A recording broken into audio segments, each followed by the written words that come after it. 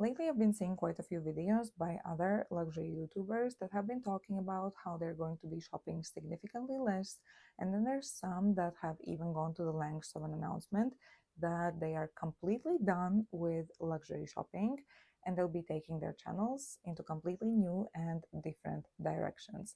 And as a luxury lover myself and as a baby luxury YouTuber myself, I find this topic very interesting because it raises a lot of important questions about how much of it was real, how much of it was genuine, how much of it was purchased because of love for luxury, and how much of it was purchased just to get a big number on the thumbnail.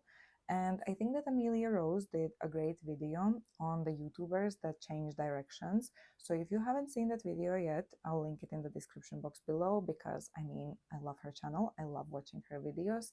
I'm sure that you've already heard of her, but if you haven't, check it out. But as always, I can only speak for myself personally, and while I'm definitely not done with luxury shopping, you may have noticed that I am doing fewer unboxings. I am doing fewer shopping vlogs.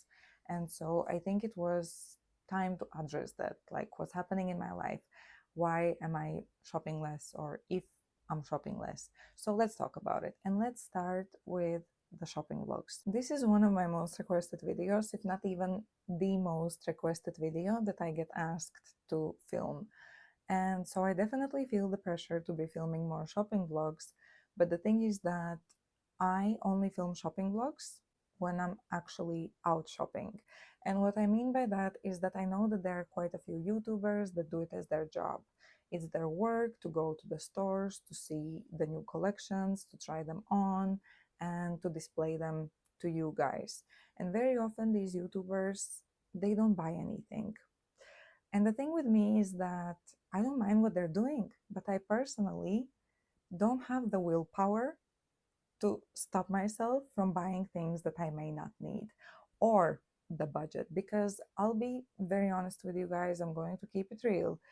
I am very grateful to live comfortably together with my husband, but we are not rich. So luxury for me has always been a luxury. So what I do instead is I watch the runway shows, I make wish lists, and then when these wish lists, like something from my wish list arrives at the store, that's when I go to the stores, and that's when most likely you see me filming a shopping vlog. Not only is it friendly for my wallet, but it's also friendly for my wardrobe because I avoid impulsive shopping. I avoid buying things that look shiny and new at the store, but actually, realistically, when they're in my wardrobe, they don't go with anything, you know? So I avoid going into the stores. Sometimes, of course, I still go and I still look around, but generally speaking, unless I have something specific that I want to look at, I just don't go in because I have found that ignorance is bliss and my wish lists are long enough as they are already. So I don't need to be adding new things. Then a lot of my budget is allocated on experiences. Going out, having dinners, traveling. I have always loved traveling and I've always tried to travel as much as I can. Like before 2020, my holiday days were in a minus. So I really took every chance I got to travel. And I used to have this colleague which had his hands full, like he had school, he had work, he had a child, he had a house, he had a wife, like everything was happening at once. And he had not been on a holiday for 3 years. And he was like, Laine, next summer I'm going on a holiday. Please recommend a destination for me for a nice holiday. And guess what? It was the summer of 2020. So he did not go on that holiday. And I felt so bad for him. But it just reminded me of how happy I am that I really did all the traveling every time I could. I've always lived in the present, maybe even too much, which kind of explains my love for shopping as well. So I am not taking time for granted. I am not taking my health for granted. And very often we just think we're going to have more time and we're going to be healthy for the rest of our lives. And unfortunately, I mean, I don't want to sound negative, but very likely it's not going to be the case. And so I am not wasting a single minute. I am going to do the things that I love, and I have a different type of love for shopping, which still gives me joy. But traveling and experiencing things with my friends, with my husband, with my family is just something that no one can take away from me, you know. So, definitely, a lot of my budget is going in that direction. And since I mentioned 2020, we need to talk about shopping during 2020 because I had never shopped as much as I did in 2020, which is crazy because I wasn't even going anywhere. Like, we were not allowed to go anywhere. So, why was I shopping? Why was I buying all of those things? But I also try not to be too hard on myself because we were all quite sad during those years because everything got canceled, all of the experiences that I had planned, and there were other things happening, like people were getting sick, and it was a very sad time. So if shopping gave me some happiness, it's okay. I forgive myself for all of that shopping. But now, as everything is back to normal again, my shopping patterns are also going back to pre 2020 shopping patterns, which means that I reward myself with an occasional luxury treat instead of a handbag every month. So, right now, I'm focusing more on enjoying the collection that I have acquired instead of buying everything once again brand new. And I've actually been having a lot of fun styling all of these things and finally wearing them out.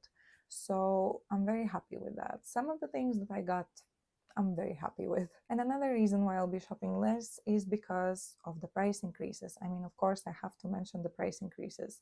And I'm even going to ignore some of the most ridiculous prices for luxury items that I have ever seen. Yes, I'm talking about you peachy, ruffly chiffon Chloe dress. $26,000. I mean, isn't that like two Vera Wang wedding dresses? $26,000? Or I have no words, okay? Like some of these items just absolutely ridiculous. But very generally speaking, I understand why price increases are done, and I understand reasonable price increases, but so many of them no longer make sense. And I'm not going to support them if they don't make sense to me. I am clearly no longer their target audience. Something like a month ago, I actually made a post on the battle of the camera bags by Chanel and Louis Vuitton. And I actually had the Chanel one on my wish list. It was one of the two bags that I was considering to get myself for my birthday this year, but that was, of course, until I saw the price of it, because as cute as it was just no longer worth it to me. And also, I know myself very well. I know my wardrobe, I know how I would style it, and therefore I know how often I would wear it. And the cost per wear on that thing would be ridiculous, so it didn't make sense to me anymore, not even as a birthday gift. And also, it has a mirror. What are the chances that I would probably break it in the first year? So I'm too clumsy to have such a fancy bag with a mirror, which is that expensive. And finally, I'm going to try to do less trend shopping.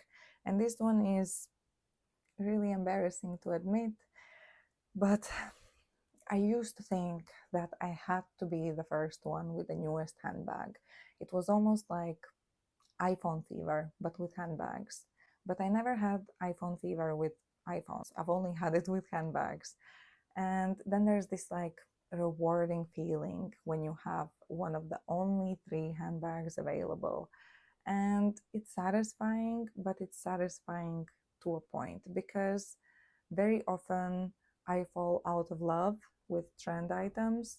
Some of the trend items for me that I have bought, I feel like they're going to be forever items, but there's been quite a few that I've learned that I didn't really see them as forever items, and I may have fallen for only because I knew that they were going to be huge. Now I feel a little bit differently, and like I said before, I watch the runway shows, I make my wish lists, and usually it takes something like 6 months for the goods to be made, which gives me enough time to decide if this is something that is going to be part of a trend or if it is going to be part of a trend, if it's something that I'm going to love even after the trend is over.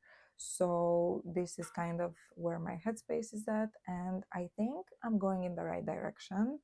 My ultimate goal is to have a timeless classic wardrobe with just like a twist of trendy. Like, I'm not going to stay completely away of trends.